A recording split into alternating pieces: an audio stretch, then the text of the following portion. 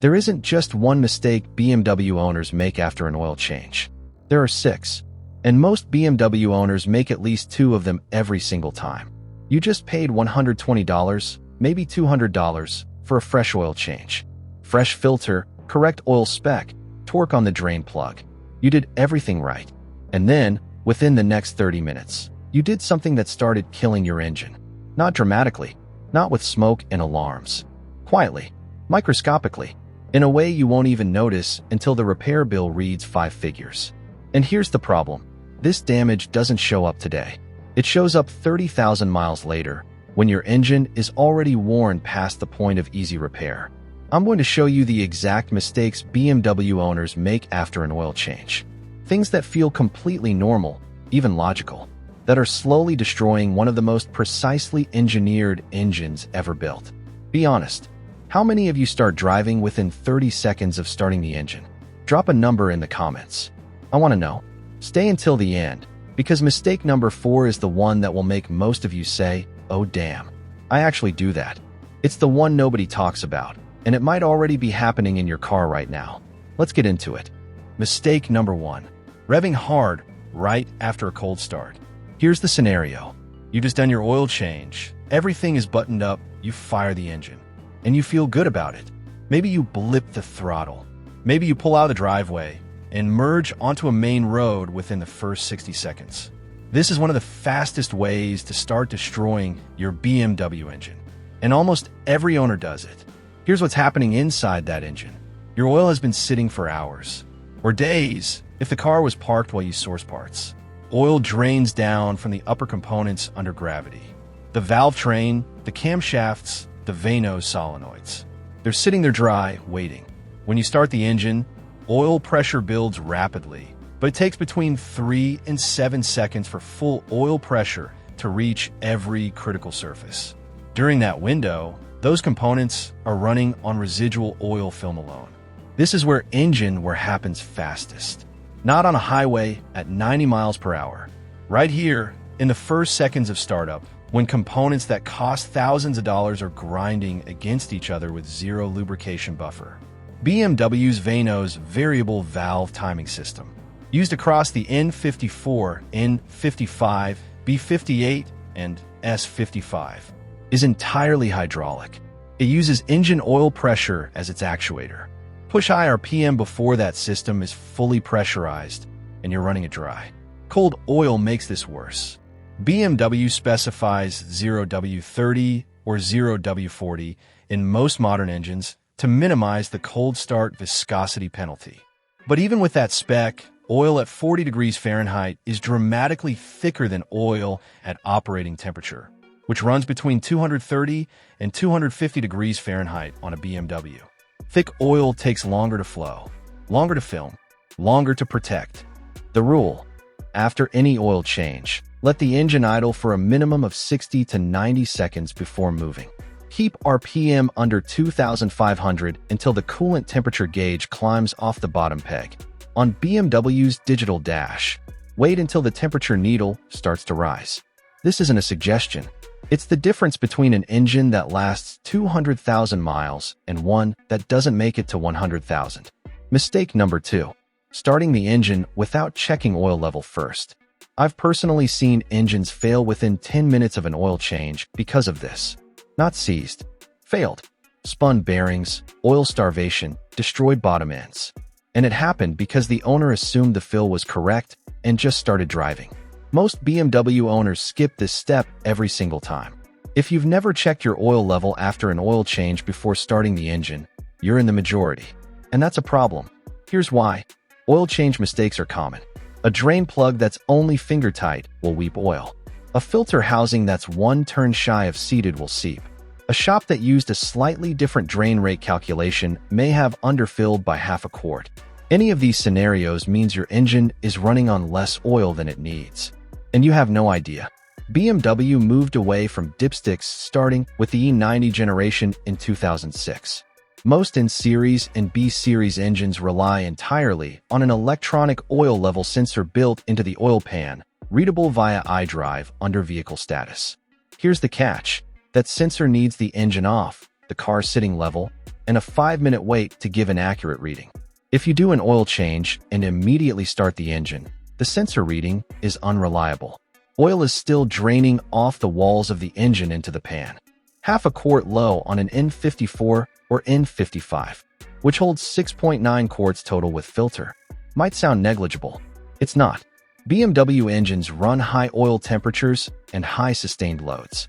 Oil level in the sump directly affects the pickup tube's ability to maintain consistent flow, especially under hard cornering or acceleration where oil can slosh away from the pickup. This is how rod bearings get starved. This is how the bottom end of an N54 starts its slow death. Not from abuse. From half a quart missing and an owner who never checked. The rule: after the oil change, before the first start, sit on a level surface, wait 5 minutes, check the iDrive oil level reading. Then start, idle 60 seconds, shut off, wait 5 more minutes, and confirm the level reads in the middle to upper portion of the acceptable band. Don't just clear the warning. Verify the number. Mistake number 3. Driving hard immediately after the oil change. After a fresh oil change, especially if you're an enthusiast, there's a temptation. The car feels fresh. You know the internals are coated in clean oil. You want to enjoy it. So you take it on a good road, find some clear highway, and really get into it. Don't. Not yet. Not for the first 15 to 20 miles. This isn't about the oil itself. Fresh, correct oil is ready to perform from the moment it reaches temperature. The issue is the filter. BMW uses cartridge or spin-on filters with an internal anti-drainback valve and a bypass valve. On a new filter, these valves are fresh, but the filter element itself is completely dry. Unlike a used filter that retains oil in the media, the filter must fill and pressurize before it can provide full filtration capacity. During this initial period, if any contaminants were introduced during the oil change, a trace of thread sealant, a debris particle near the drain plug, anything, the filter is in the process of capturing these on its first pass. Sending high oil flow volume through an incompletely saturated filter under hard acceleration, before you've even confirmed there are no leaks, is exactly backwards from what your engine needs. There's also a practical reason to drive gently first: leak detection. A weeping drain plug or a filter housing that's slightly off will show itself within the first few miles. But only if you're paying attention. If you're at 80 miles per hour on a highway, you won't notice a drip until it's become a stream. The rule: after a fresh oil change, do a quiet, easy drive for the first 20 miles. Park and inspect the drain plug and filter area for any moisture. Confirm oil level is still correct. Then drive your BMW the way it was built to be driven. Mistake number 4. Using the wrong oil specification. I want you to pause here for a second. Think about the last oil change on your BMW. What oil did you use? Did you check the bottle for BMW Longevity approval? Or did you grab a full synthetic 5W30 off the shelf because it said for European vehicles on the label? If you're not sure what spec is in your engine right now, this is the most important 90 seconds of this video. BMW does not just specify viscosity. They specify a Longevity approval rating, and it is a completely different standard from generic API or ACEA ratings.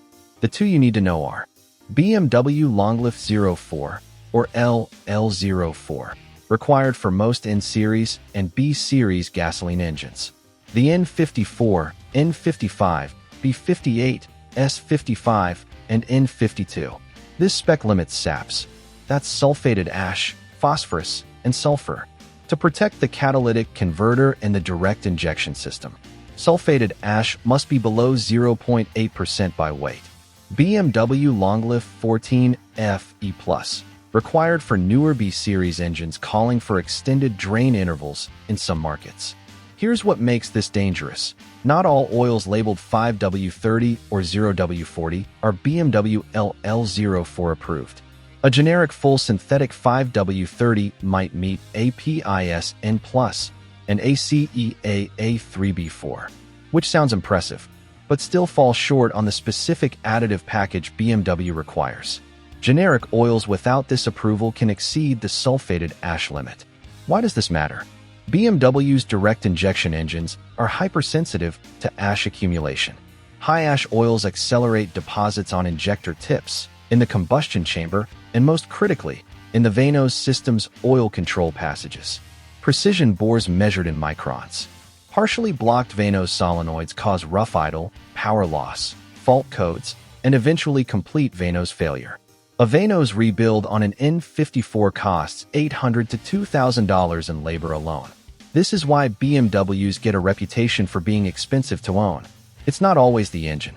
It's owners running the wrong oil for 7,000 miles at a time, mile after mile, building up deposits the engine was never designed to tolerate.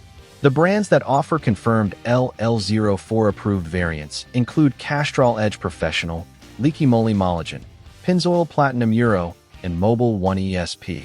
But the approval must be confirmed on that specific product. Check the label, not the brand. The label. The rule. Look for BMW LL04 or LL01 printed directly on the oil bottle. Check your owner's manual or BMW TIS for your exact engine code. Do not assume European spec or full synthetic means BMW approved. It does not. Mistake number 5. Resetting the CBS counter wrong. Or not at all. BMW uses what they call condition-based service, CBS, and it is not a simple mileage counter. It uses an algorithm that factors in engine temperature cycles, load history, idle time, oil temperature, and driving style to calculate when oil is actually chemically degraded to the point of needing a change. This is why some owners see intervals of 12,000 miles and others see 7,000. Here's where the mistake happens. Owners perform an oil change and then reset the CBS counter using a $30 generic OBD2 Bluetooth scanner. The kind that works fine for reading fault codes, but does not speak BMW's proprietary CBS protocol. The scanner says reset complete. The owner assumes the job is done, but the CBS algorithm was not actually reset. Only the generic miles counter was cleared. 3 weeks later, the service warning reappears. The owner thinks something is wrong with the oil system and brings it to the dealer. That's a $150 diagnostic fee to be told the CBS wasn't reset properly. How many of you have had this exact experience? Drop it in the comments. I'd bet it's more common than people admit. There's also the opposite problem. If you don't reset the CBS counter at all, the system has no idea fresh oil is in the engine. It continues counting down from where it left off. If you change your oil 2,000 miles early, as many enthusiasts do, you'll get a service warning 2,000 miles before your actual oil life is used. Panic, unnecessary service, wasted money. The correct reset on iDrive-equipped BMWs. Go to iDrive, then Vehicle Information, then Vehicle Status, then Service Required, then Engine Oil. Select it and confirm the reset. Then go back in and verify the counter shows its full interval remaining. On pre-iDrive models like the E46 and E39, the reset uses a specific ignition cycling sequence while pressing the instrument cluster button. It varies by year, so look it up for your specific model. The rule: use either the iDrive reset procedure, BMW ISTA software, or a professional scanner with confirmed BMW CBS capability. Auto, Launch, or Foxwell BMW-specific tools. After the reset, verify it completed by re-entering the service menu and confirming the full interval is showing. A scanner that just says complete is not confirmation. Mistake number 6. Using a cheap non-OEM filter. This one is fast because the math is simple. BMW oil filters, particularly the cartridge design on the N54, N55, and B58, have a check valve that prevents oil drain back and media that is sized to the exact flow requirements of that engine's pump output at operating temperature.